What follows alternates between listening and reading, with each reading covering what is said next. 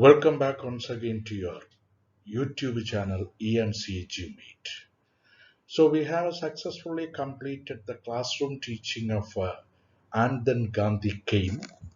Now we pass on to read and respond question answers. Read and respond question answers. The first question in read and respond section is what is referred to as the all-powerful monster. In your textbook, when you read the essay, you can see in single inverted comma, all powerful monster. So, what is referred to as the all powerful monster? The anger, humiliation, and hopelessness felt by the Indian people after World War I was the all-powerful monster and they could not escape from its grip. Listen, so after the First World War, Indians were undergoing anger, so humiliation and hopelessness. You see, people were in a kind of stagnation. They cannot move from one place to another. And they were feeling a kind of humiliation. And there was no hope for Indians after the First World War. So these three kinds of feelings, anger, humiliation, and hopelessness, felt by the Indian people. So here, the first word, anger. Anger itself is there, A-N-G-E-R, A-N-G-E-R, anchor, A-N-G-E-R, anchor. That is a feeling. They were angry, A-N-G-E-R, anchor, humiliation, and hopelessness, A-N-G-E-R, anchor. Okay, anger is a feeling, and humiliation, a kind of shame. They actually underwent under the rule of British. So anger. So they were not having any kind of pleasantness or happiness. That is why here we are coming to know about. So three feelings they are considered to be all powerful monster and they could not escape from the grip of these three powerful monsters. The second question is what was the impact of the First World War? Let us see what was the impact, the effect on Indians. The First World War, so the period when I was taking, the First World War period 1914 to 1918, the First World War had a terrible impact on the Indian people as they were cut off from the land. Actually, the Indians were really felt a feeling of alienation. So they were disconnected from the land and could not do any kind of manual or technical work. They are unemployed. They could not do any kind of hand work. Manual means hand work or technical work. This resulted in growing unemployment. All the Indians after the First World War from 1914 to 1918 feeling a serious unemployment. As a result, there was poverty, no money, nothing is there to eat, and the people felt helpless and hopeless. That is a very important thing. So, since Indians did not have employment, there came poverty, and the people felt helpless. They were helpless and hopeless. Now, let us listen to the third question. What does Nehru mean by "and then Gandhi came"? The title of the essay is also "and then Gandhi came." What did Nehru mean by "and then Gandhi came"? Let us see what is the answer. The Indians were in a state of darkness. You see, Indian people were in a state of darkness after the First World War because of their hopelessness and helplessness. See, two feelings were caught up with the Indians after the First World War: hopelessness and helplessness. And they had no one to guide them. Indians were without a leader. It was at this point that Gandhi came into their lives and gave Indians hope and showed them a way out of darkness. You see, showed them a way out of darkness. So actually, Gandhiji at the peak time, like heroes coming into the Malayalam films, so he came at the right time in order to guide the people out of the darkness which prevailed after the First World War. Now let us pass on to the fourth question. What was the essence of Gandhiji's teaching? You see, what was the important idea, or what is the essence of Gandhiji's teaching? Let us listen to what is the answer. First, fearlessness. He made all the Indians to be fearless. Don't be afraid. And truth. He always asked the Indians to stick upon to the concept of truth. So these two concepts, that is fearlessness and truth, are the essence of Gandhi's teaching. He wanted all actions to be controlled by these values, you see, in order to help the common people.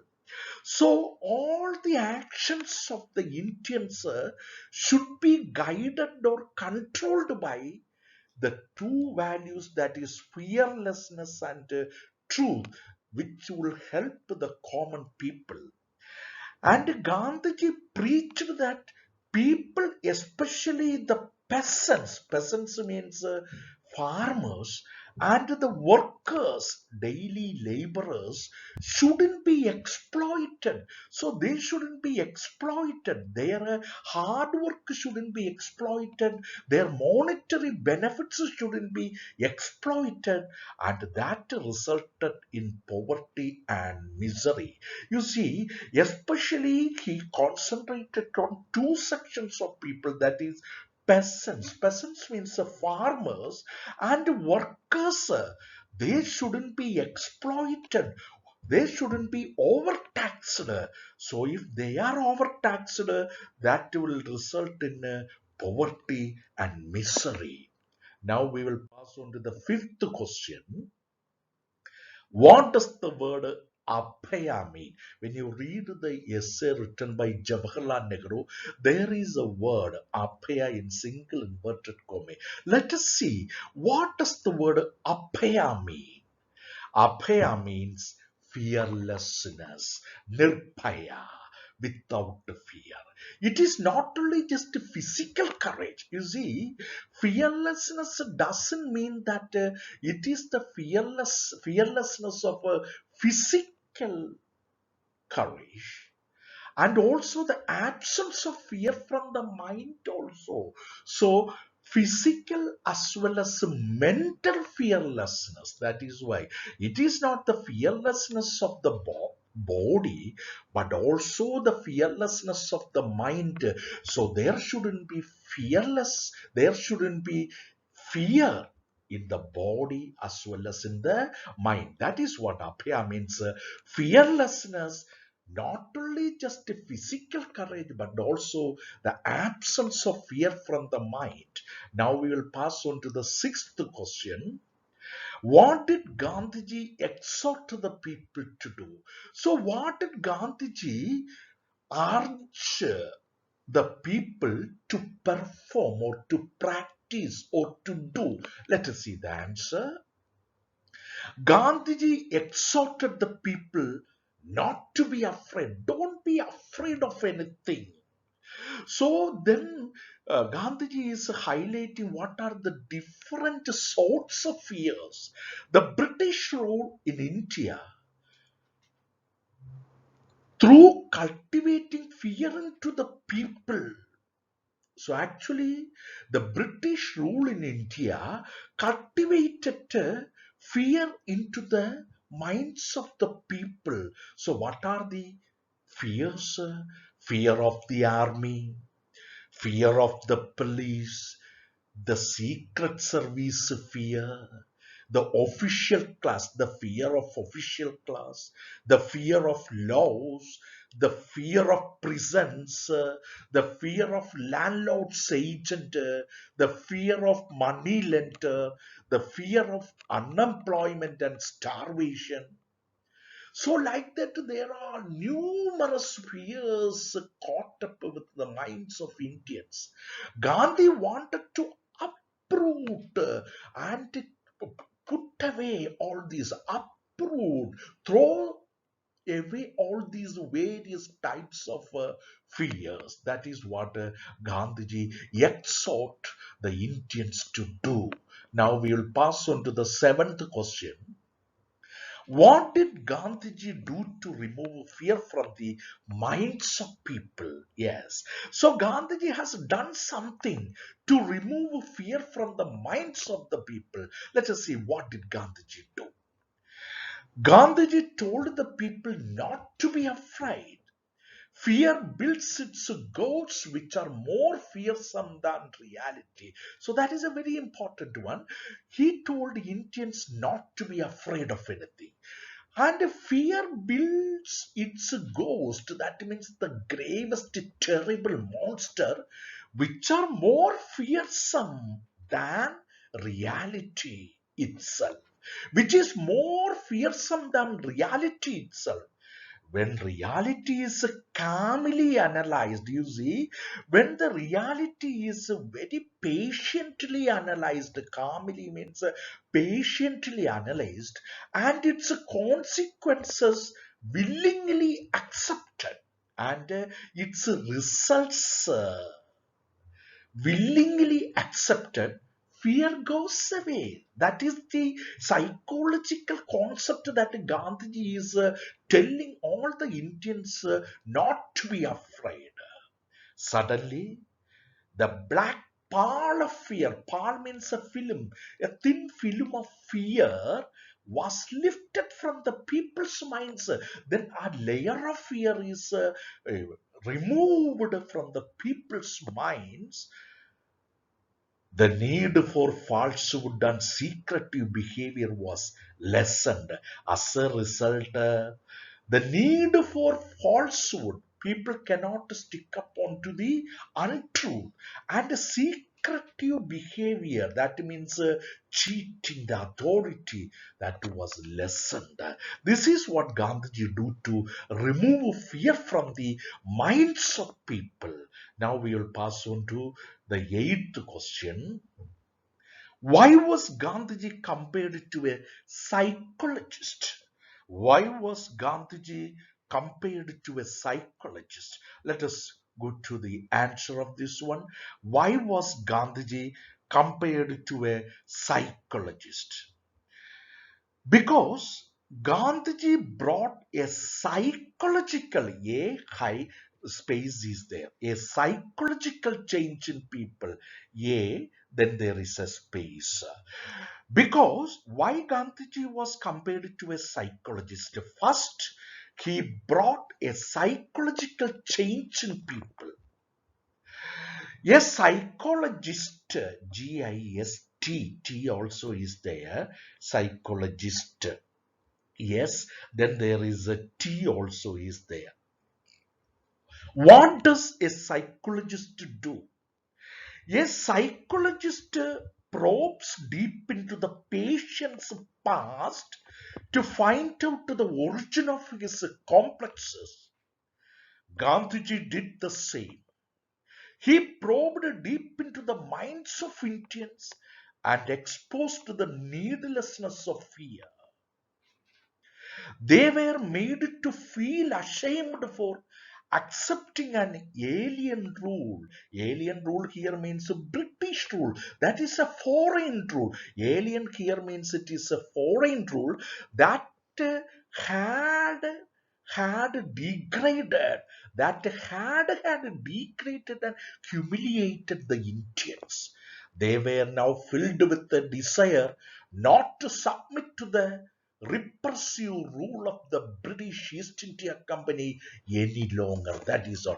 Please remember here, what is a psychologist doing is he will go deep, probes, inquire deep into the patient's past to find out the origin of his fears or complexes. Gandhiji did the same. He probed, he inquired deep into the minds of the Indians and he exposed the concept that needlessness of fear. You need not to be afraid. They were made to feel ashamed.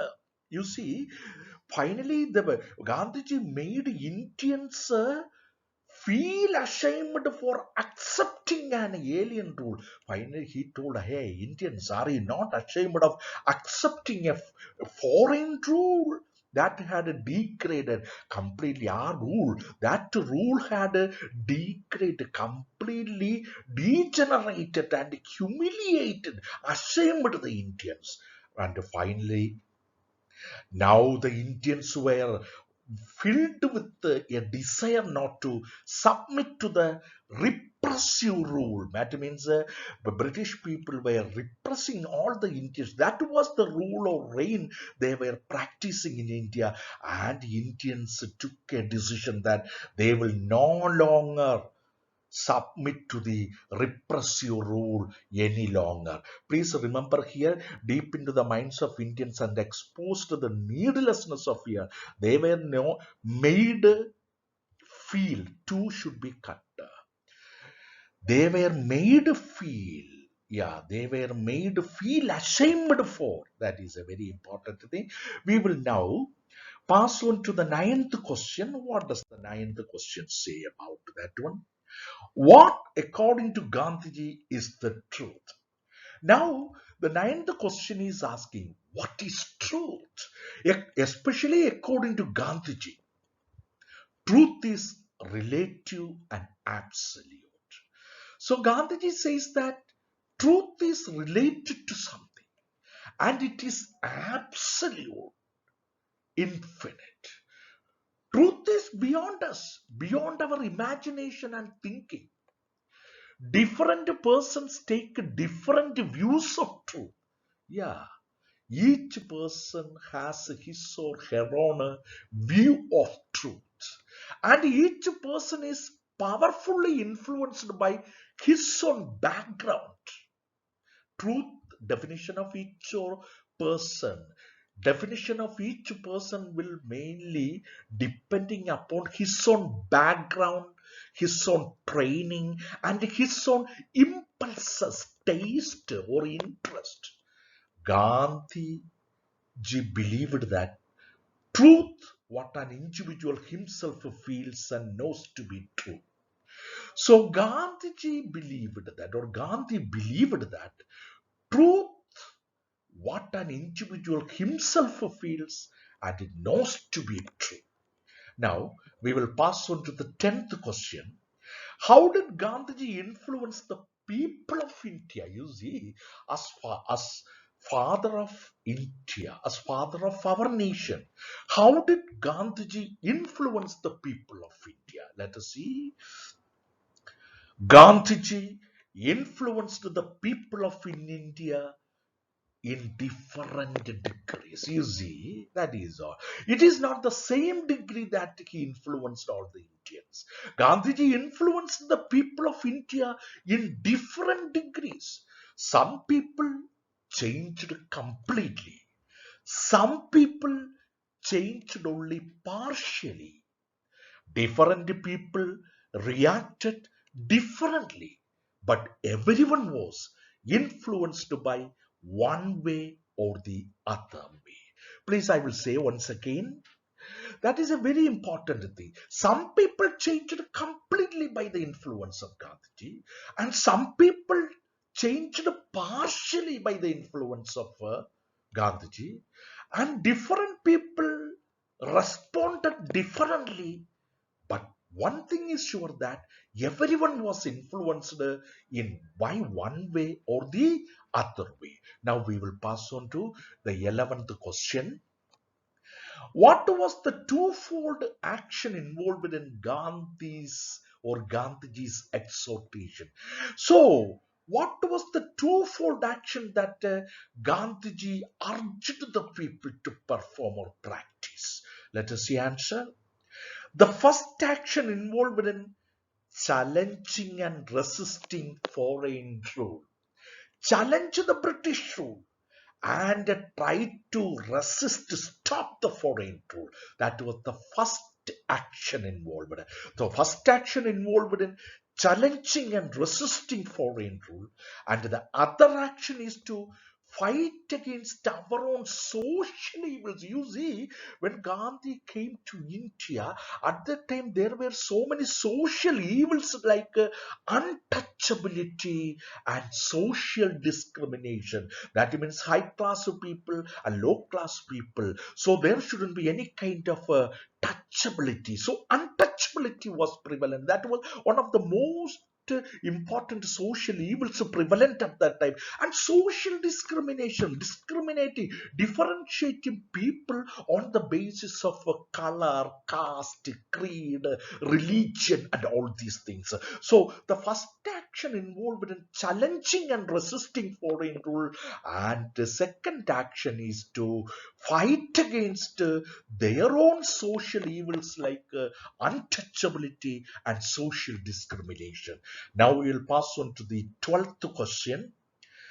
What was the visible change in the value system of the country? You see, there was a visible, opposite of visible is invisible, which we cannot see with our naked eyes. So, what was the visible change which we can see with our naked eyes in the value system? So, our India had some value system. There had happened some visible, which we can see with our naked eyes, bare eyes, a change in the value system. Let us see what was the visible change in the value system.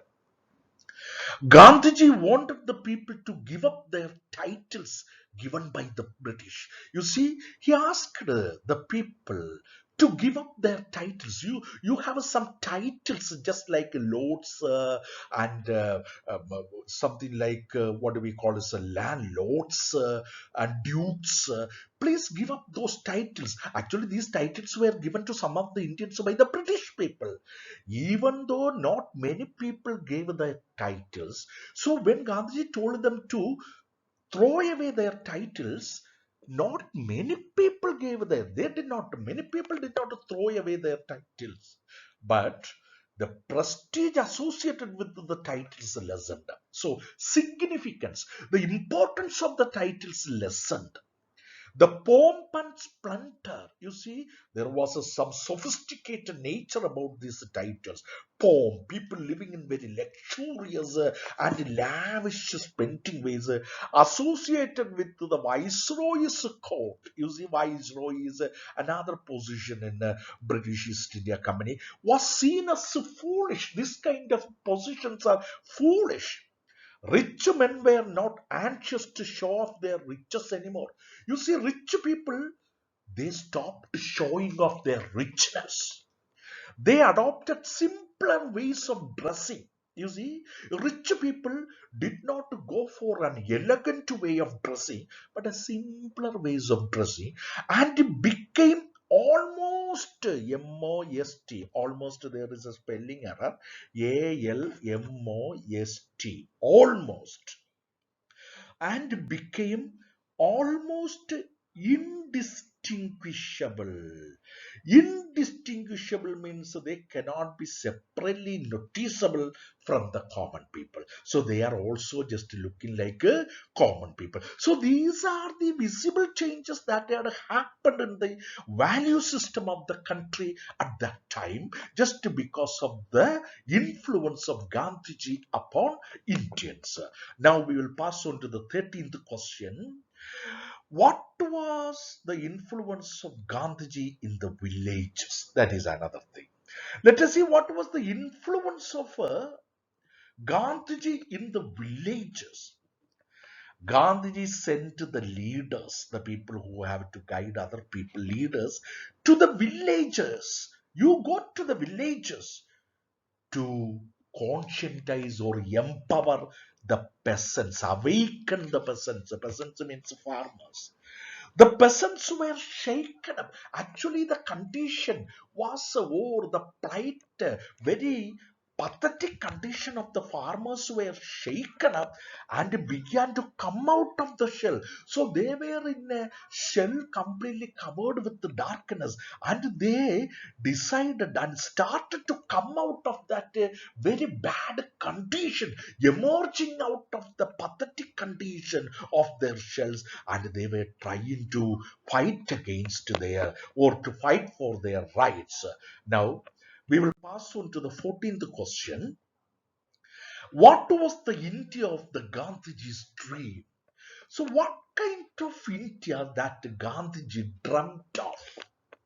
So what type of India should be there according to the dream of Gandhiji? Let us see the answer of Gandhiji's dream of India. He wanted an India where WHERE. Please, there is a spelling error. WHER. Where means the place where India, not WERE. WHERE.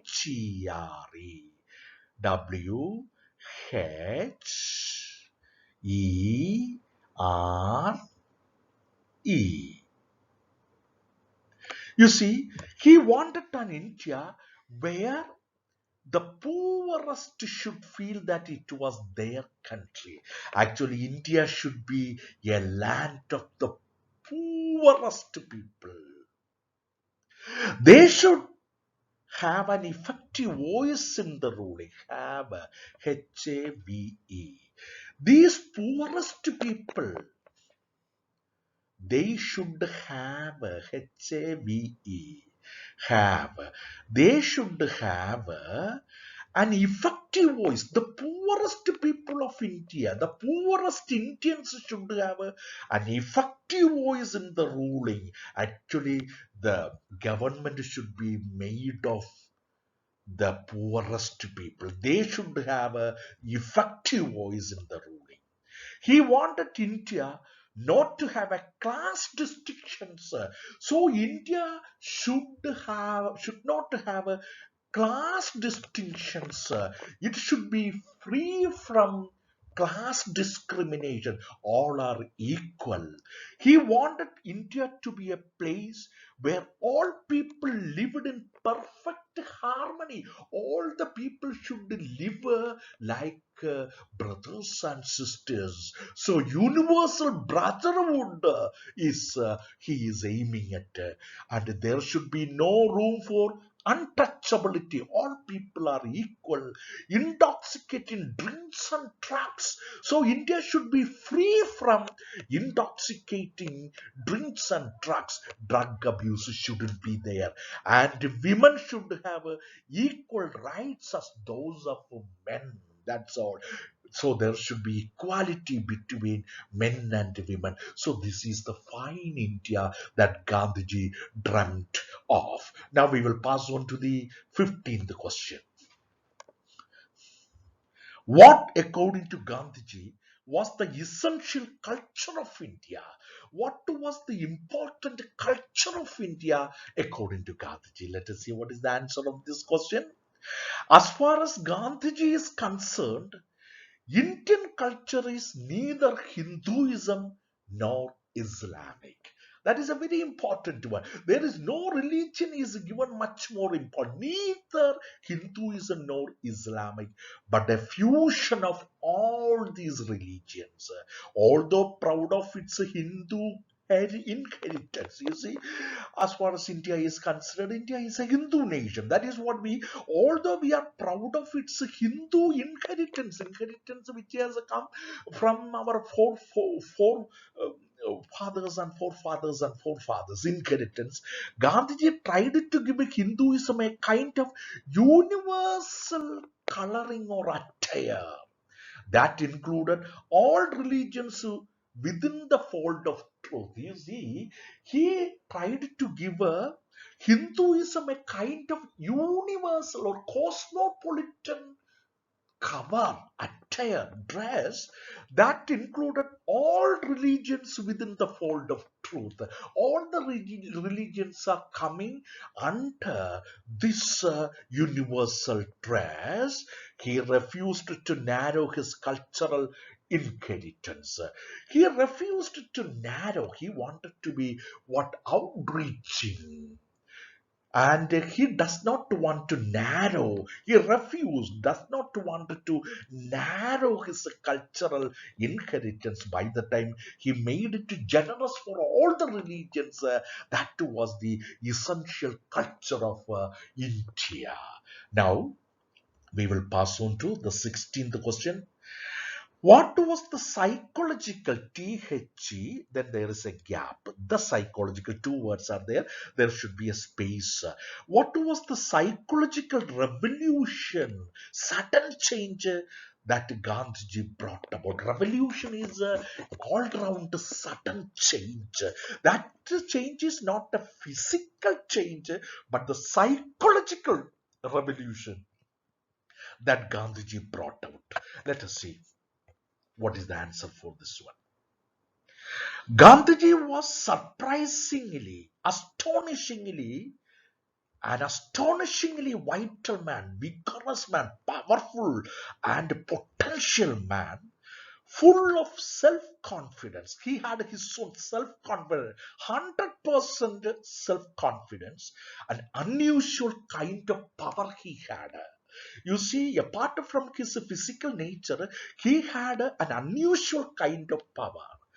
He fascinated, attracted the masses of India as he stood for equality. You see, another important quality regarding Gandhiji is he only stood for equality. All Indians are equal, and the freedom of each individual, each and every individual Indian should have his own individuality.